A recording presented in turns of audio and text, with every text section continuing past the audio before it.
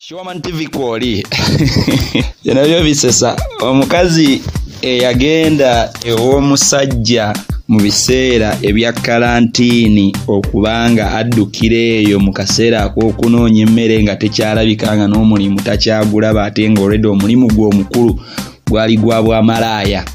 Kati yeesanze nga endagaano gye baakola n'omusajja yali yakubeera naye karantini bw'eba ewedde agende. Omusajja yamuwa emitwalo 2 ajja abeereko ewuwe mu karantini. Ne malaaya naye nakkiriza n'agamba emitwalo 2 ginkolera kanzije mbeereko ewuwo karantini weggwa nja kubanzirayo ku mulimu gwange ogw'obwamalaaya. Malaaya yeekubidde enduulu asaba buyambi agamba nti karantini yali amanye ejja kumala ennaku 14 zokka nga bwe kyasooka, naye ate ekyewuunyisa President Museveni yayongerako bwongeza ennaku endala 21 kati agamba omusajja amukalakase ennaku kati gino gigenda myezi 2 ku mitwalo 2 gyokka. Yeekubidde endulu agamba akasajja ayagala kaddukako kamukuba ebikonde kamugamba toyina gy'olaga.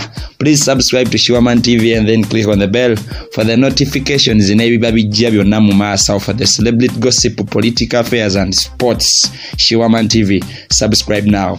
Ojja kakasa nti embeera ya corona e Kampala yatabuse Uganda.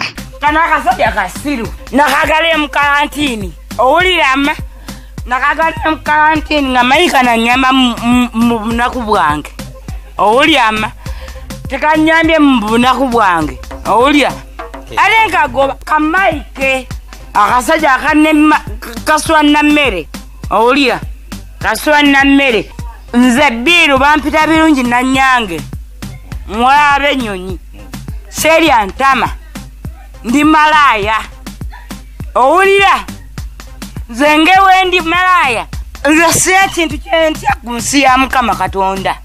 Ngeri wendi malaaya gavumenti tetuyambye tetuwadde kawunga tetuyambye wadde ki nesawo nenetulakaka kasajja kamaike nenketundako kampa emitwalo 2 wagindaba 2 nekanebakako kati kanfukidde ekizibu ewange mu nyumba yange akasajja bulikana kukajja wange amolaba kati akasajja kanfukidde ekizibu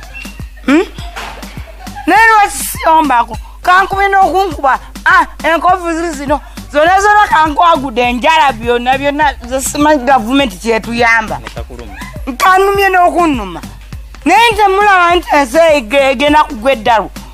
Please subscribe to Shiwaman TV and then click on the bell for the notifications n'ebiba bijja byonna mu maaso for the celebrity gossip, political affairs and sports. Shiwaman TV, subscribe now.